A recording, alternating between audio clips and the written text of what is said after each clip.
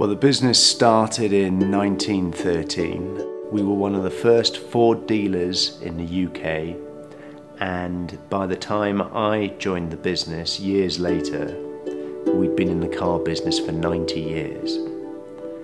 Now that's the good news. The bad news is, although we had $120 million a year in sales, 6 locations and 360 staff, somehow we are managing to lose $3.5 million a year. And I had to find a way to somehow not only make sure the business survived, but then how it transitioned into a new generation.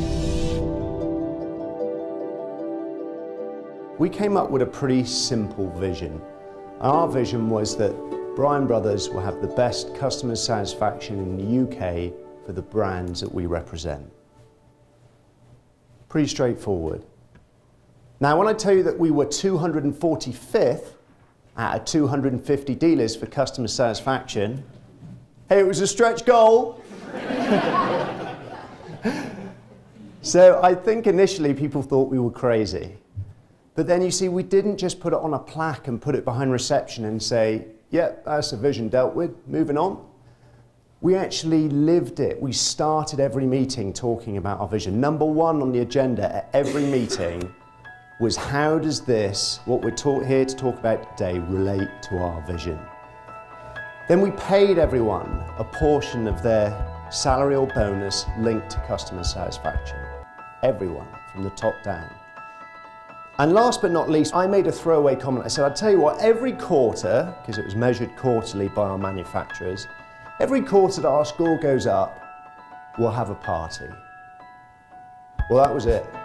Cost me a fortune in pizza and beer, but we had a party almost every quarter for the next 9 years. What I love about Richard's presentation is the fact that no matter your position in any organization, whether you're the leader, whether you're a team member, whether you're working with a nonprofit or your family, you take something away and you learn about yourself and others in the process.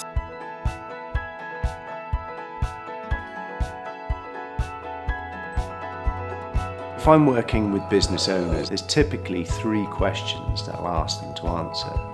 The first one is, where are you now? Where is your business now compared to your competition, compared to where you'd like it to be? And really use that as a benchmark to get them to put a stake in the ground. But that's why it's a good chart, because it's like a sanity check. If you think, well, maybe I could cut my price by 5% or 10%, you have a look at that and you think, well, what am I doing? What am I doing? And actually, the question I would ask is, you're more expensive than your competition. How profitable are they compared to you? Once they've done that analysis, then we're ready to go on and say, where are you going? And that's all about, what's your vision? What's your vision of a better future? That was it. We have always done it this way. That was his justification for doing things that made no commercial sense whatsoever and normally resulted in us losing money. But how often is that the case with your business? How often are you doing things out of habit? Things that maybe made you successful in the first place, but are now totally irrelevant. And finally, it's how do you get there? And that's the tactical bit about the things that you've got to put in place, the things that you've got to do on a daily, weekly and monthly basis to turn this into reality. By the time I sold the car business in June 2008, I'd made my role redundant, pretty much. I was coach and mentor, that's what I did. What baffles me is that a lot of businesses don't put much time or effort into recognition, because guess what? It's free. It doesn't cost you anything other than a bit of time and a bit of thought. We're all business people, and you know, people in sales, people in various professions, and I think it's something that we can all use.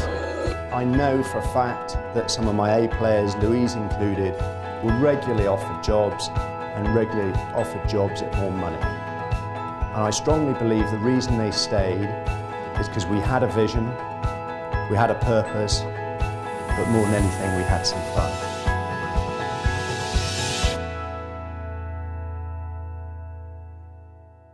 10 years later, we'd gone from losing $3.5 million a year to making a very healthy profit.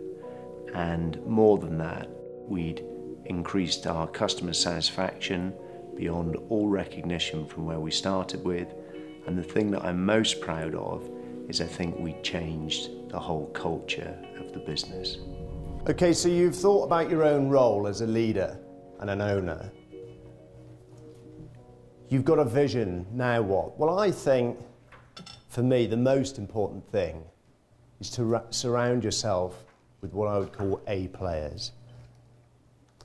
I would define an A player as someone who can contribute disproportionately to the success of your business.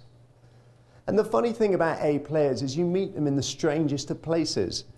And I remember a few years ago, my wife was out shopping for a stroller for our first child. And she called me at work. Hello? Oh, hello, darling.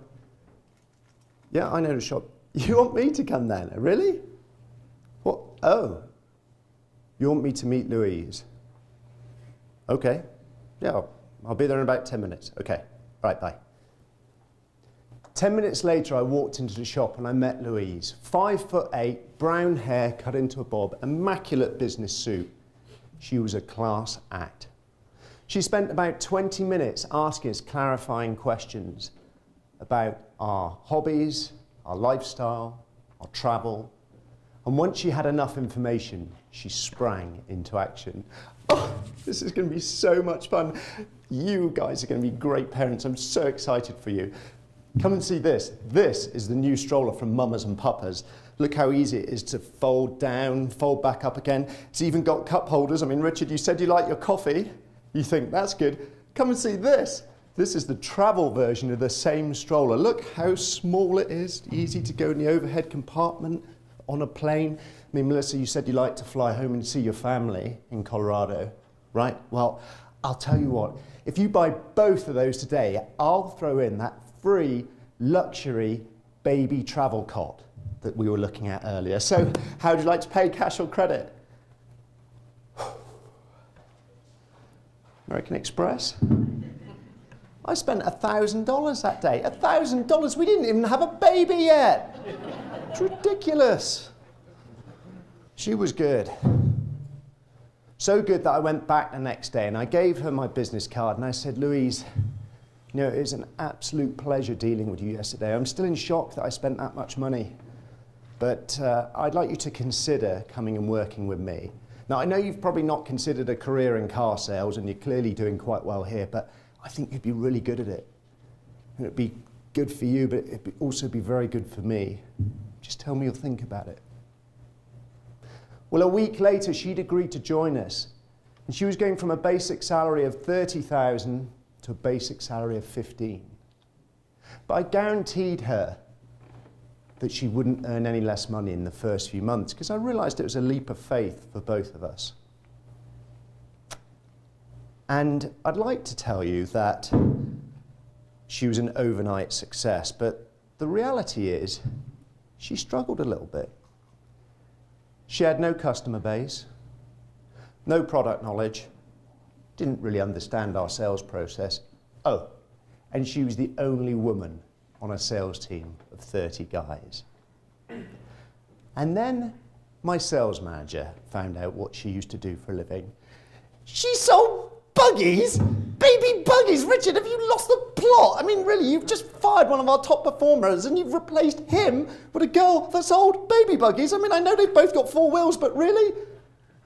Bob, calm down. Just relax. Look, she's got a great attitude. Just continue to support her and she'll be fine. Well, she was better than fine. By the end of that year, she was our top retail salesperson. The following year, she sold almost 300 cars. And she went on to become an even better sales manager and single-handedly turned around the performance of our new car sales department. And so what I learned from this experience is that when you're looking for A players, don't just look for skills and experience, but start by looking for someone who has a great attitude. Because my belief is that if you have a great attitude, you can achieve amazing results. I think a total leader is someone who is able to take their ego and put it to one side and recognizes that they're only as good as their team. And the strangest thing when you make that transition is that you have lots of space in your calendar that you didn't have before. And that's the most common feedback I hear is, wow, I actually sit in my office now and look at my calendar. I'm not faced with appointment after appointment. I have time to have a life. And ultimately, I think that's what we're all working towards, is you have a business so that you can build a better life, not the other way around.